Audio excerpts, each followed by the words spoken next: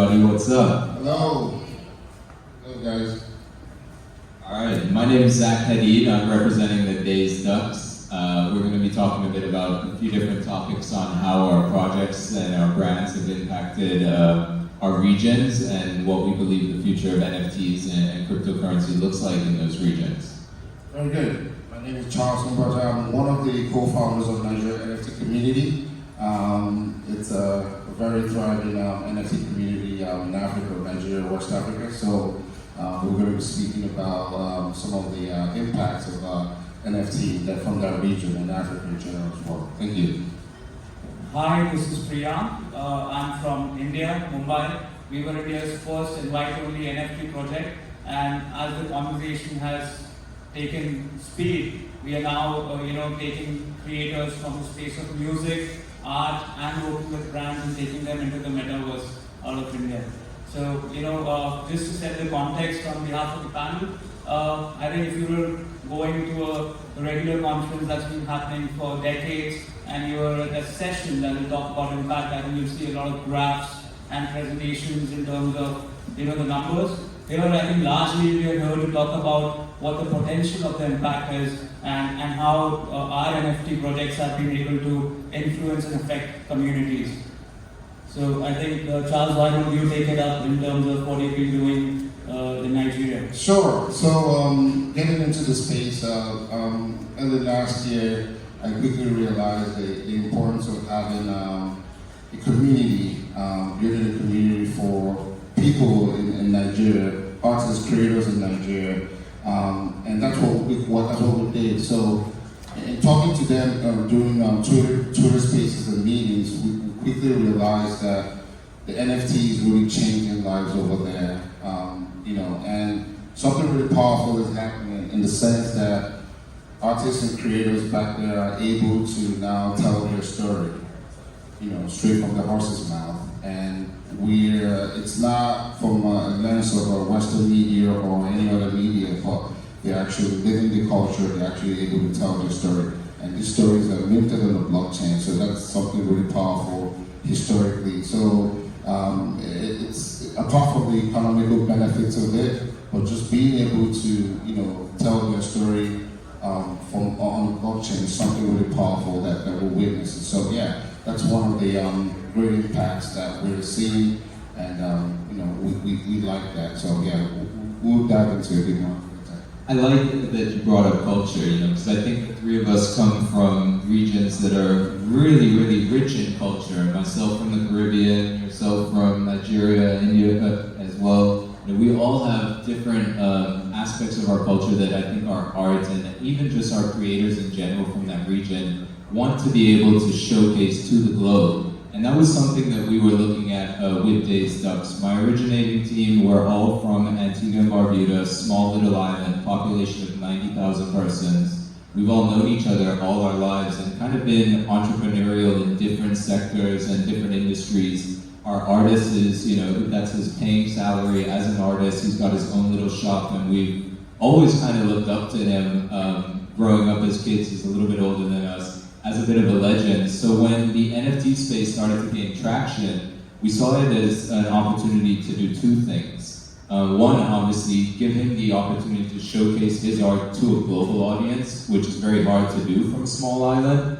as well as onboard our community into the crypto and NFT space, because there's quite a bit of skepticism, and I think the three of us will agree that in each of our region, there's skeptics regarding, the future of NFTs, the legitimacy, how it can be used, and even, I know from experience, we're so underbanked that just even trusting their money in something that is digital that can be gone tomorrow, it was hard for them to grasp. So we used our NFT collection, as well as putting our reputations on the line, fully doxed, reaching out to our inner communities there on the island or in the region, saying this is an opportunity to kind of see what this technology can do and the potential for you guys as creators as well, not just consumers.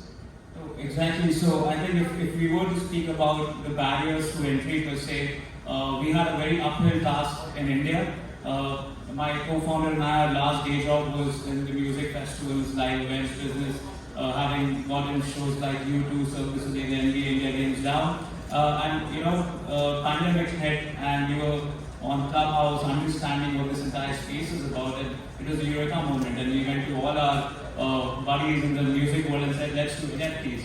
And they were straight up like, oh, it's illegal. Because the central bank did not allow the regulated banks to deal with crypto exchanges, the larger notion was this is something illegal, right? So even before the government of India kind of took cognizance of cryptocurrencies exist, we saw that at least crypto exchanges were doing some business. So we assembled a battery of lawyers and tax experts to kind of do presentations to the established traders to prove to them that this is indeed nothing illegal, and we are here to safeguard their IP, safeguard what they are creating. And this journey itself, from where we were able to give creators in India access to another revenue stream apart from their existing revenue streams, was amazing. Because in terms of creative talent, it's always very fragmented how you can actually make the release. When it comes to music, the labels are controlling most of the business. In terms of art, there are the galleries and the auction houses. But at times, how much stuff they can get out is based on their capacity, and it's not really the market, as we know, because of NFTs I agree. I think, and you guys can add to this, I think a lot of people in our region are looking to leaders in the space, or at least those that are willing to take the risk and kind of innovate and set that precedent, blaze that trail and say, hey guys, this is the potential, we'll show you how we can use this, and then hopefully you get inspired to do something similar. I think you guys would agree down in your regions. Absolutely. But something else that I really want to bring to the limelight as well with regards to Nigeria, in particular, because the cryptocurrency is banned in Nigeria. So, and I talked on Twitter was actually banned in Nigeria last year, which is driving me crazy. But it goes to the extent to show some of the hurdles and barriers created from that region of the country they had to go through to kind of put work out there, be able to support themselves. And it's really something powerful that a kid in the slums without electricity could create work, and someone in the UK would admire it and buy it. It's something very powerful without the auction houses like the Sotheby's and all that. So the blockchain brought about that possibility, and it's something powerful that's really changing lives over there. Like there are lots of artists that are really doing very well, just based off of the NFT. And something else I wanted to touch on is it's a country. So the African NFT community started off, but now what we're seeing is the Nigerian NFT community, Ghanaian NFT community, Kenyan NFT community. So these countries so these countries are kind of fractionalizing and self-governing. But what we anticipate something powerful is going to happen in the near future is like these countries, this community NFTs will come together to build something powerful, and it will make a very powerful impact in the space. So it's something that we're really, some of us are already talking about it and planning about it in the near future, but it's something really exciting that is going on that I want to share with you guys. There's something really powerful going on there. No, absolutely. Like if you see from the Indian perspective, the 1.4 billion people, 38% of them have access to smartphones. Here at this conference, all of us have seen the kind of development that's taking place in this space. And maybe even before the next NFT.NYC next year, we'll see a much better UI in terms of accessing these NFTs. What that will automatically do is, when the numbers come in, we'll hear there are 25 or 30 million crypto accounts in India. But these are essentially the numbers in terms of users of crypto exchanges, which do not really have the wallets, right? And it's a metric on the sheet for the crypto exchanges. And most of them were $1.5 worth of free Bitcoin was the onboarding technique. Now, let's say the top 10 or 20% of them, if they're able to make the move to NFTs much more easily, I think the impact that can have is unreal. Like, stuff like play to earn cheapest data in the world, the possibilities are endless in my opinion. I think we were touching on two underlying topics here, which are like accessibility first, and also regulation. And I would hate to go down the rabbit hole of talking about regulation, so I'll start kind of on accessibility, at least in Antigua or from the Caribbean. A lot of us here in the States or around the world, Europe for instance, we're used to interacting with NFT collections through things like Discord and Twitter and Telegram. But in some regions in the world, these are not the main mediums of communication. The communities aren't as engaged with them. I can tell you in Antigua, they're way more traditional. Facebook and Instagram are typically where you'll find them. And WhatsApp is a huge component as well. So the way that we're actually communicating in these regions about what we're trying to do as a project or brand definitely changes how they access, or interact with what we're doing. And we need to make that a little bit more seamless. I spoke about how in our region at least, they're very skeptical with trusting crypto or exchanges, but also they know that it's very difficult to access these. When we were coming up to our mint, like day of mint, I was getting friends calling me like, hey, can I buy Solana from you in cash so that I can mint one of your NFTs? Just because they've been trying all week long to use their Antiguan bank accounts to get into exchanges. And it was just too many loopholes to go through. Even the KYC process, they don't recognize our identification cards and things like that. And that touches right on regulation as well. Because they're trying to purchase these cryptocurrencies on centralized exchanges that have regulatory rules that they have to abide by. And it just becomes too much of a difficult task. And until we break that barrier down, I think all of us will agree that our regions are going to struggle to mass adopt this tech. Absolutely, absolutely. And some of the things we've done actively to kind of help combat that or alleviate that barrier is every month or every quarter we try to organize a physical in real life in Lagos, Nigeria onboarding session for them, and we use that opportunity to because they would prefer to see someone and talk to someone. Twitter Spaces, clubhouses are fine, but they feel more comfortable.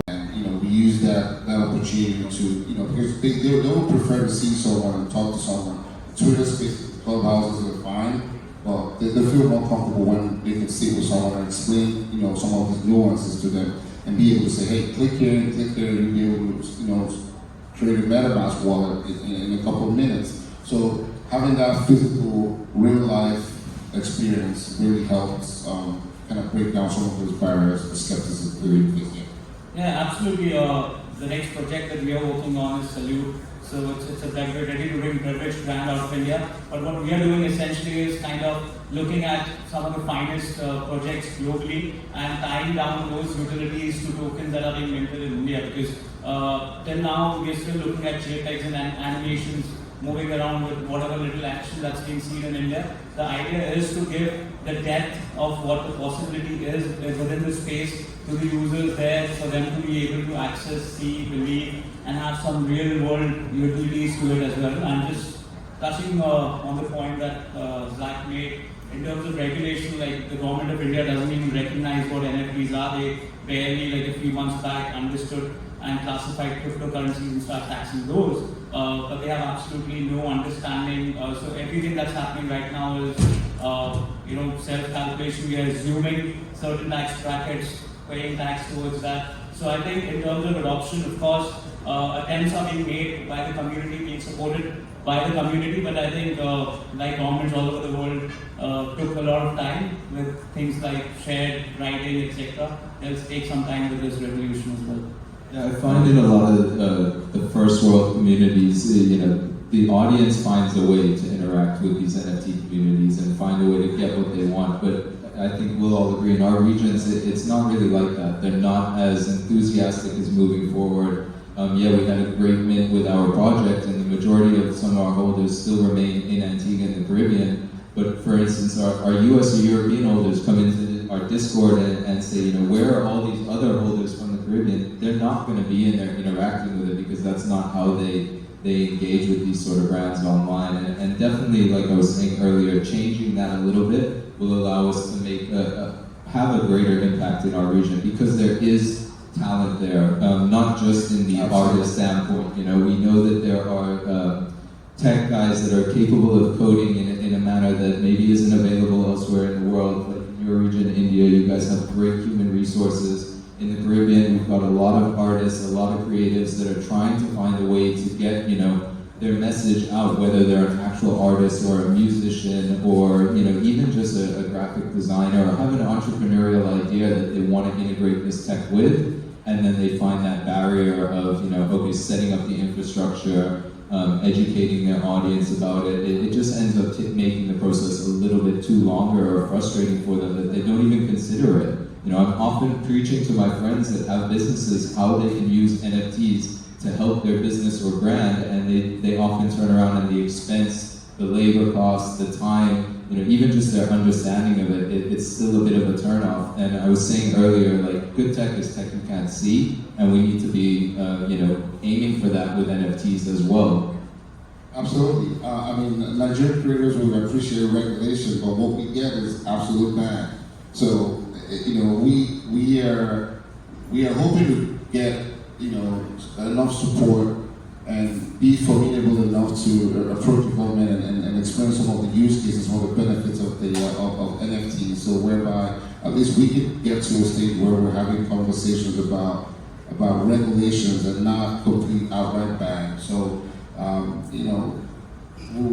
it's something that we're hoping to get to in the near future. But we would appreciate some type of support from the community and to get to that stage where we're negotiating a regulation and not an outright ban. So absolutely. I think we discussed this previously also. All of our projects were based on the need and lifetime understanding of the fact that there needs to be a better way. Art and creativity is so deeply rooted in the Indian culture, and there are so many handicrafts, artisans who have no other option but to kind of just set up in their villages outside their houses and just wait for somebody to drive by. And what we see here is kind of the potential of this is so huge and so cross-border, so easily. And I think we'll have to give it out to the community that projects from these smaller markets are being given this kind of a stage here at NFT.NYC. And thank you guys also for attending. But the potential is unlimited. What do you think, Zack? I honestly think there's also something that needs to address the kind of perception of this space. A lot of people are still coming into this space, even from our regions, to make money, and they think they're going to make astronomical amounts of money, 100x, whatever they are. And I often, the first thing I tell anybody that I'm speaking to, you shouldn't be playing with any funds in the space that are paying your bills, your utilities, etc. That's not what this is. This is so early. We don't know what it's going to look like, so don't put your life savings in it. It's not a money-making opportunity.